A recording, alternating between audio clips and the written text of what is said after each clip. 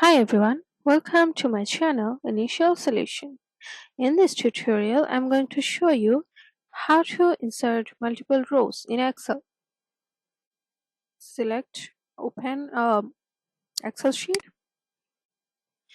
and if you click on a row and click on Insert, you can see uh, a row is inserted. But what do you do if we want multiple rows to insert?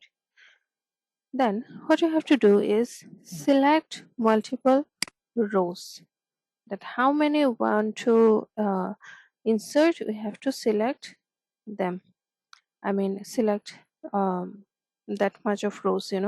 Let's say we want to insert 4 rows. Then we would select 4 rows and then right click and click on the insert button.